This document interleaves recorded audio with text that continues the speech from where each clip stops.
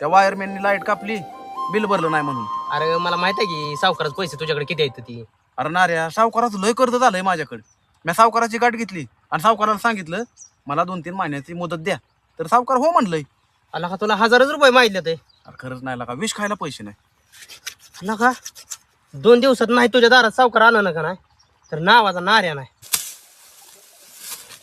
सावकार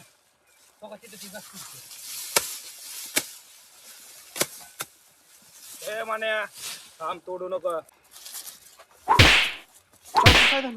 भावाच्या कामाला पैसे लागतात म्हणून घेतल्यात. पैसे कवा देणार? सावकार 2 दिवसात देतो की.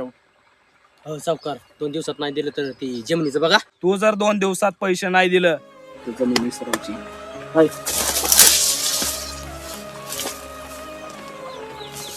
चक्र्या, अय चक्र्या, काय रे? अरे काम होतं तुझ्याकडे. काय रे? अरे पगार झालाय का रे? नाही तुझ्यासाठी काम करतोय काय मी?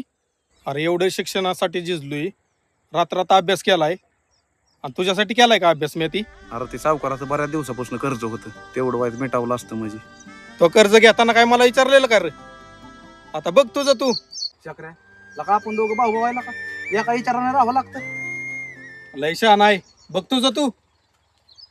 2 दिवसाचा वायदा झाला की आता कवा देणार आहे पैसे? भावाच्या शिक्षणाला लागायच्यात म्हणून घेतलं, ती दिलं नाही. परत त्याला नोकरीला लावायला म्हणून घेतलं, ते पण दिलं नाही पैसे.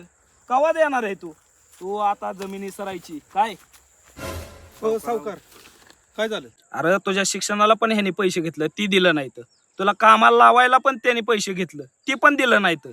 ठरल्याप्रमाणे करू का जमीन जप्त आता तुझी? सावकार, मी पैसे देतो. ते काय सांगू नको. चल सही करायची आता गपचूप. चल. लका दादाने माझ्या शिक्षणासाठी लका पैसे घेतलं होतं, मला कामाला लावायसाठी पैसे घेतलं होतं.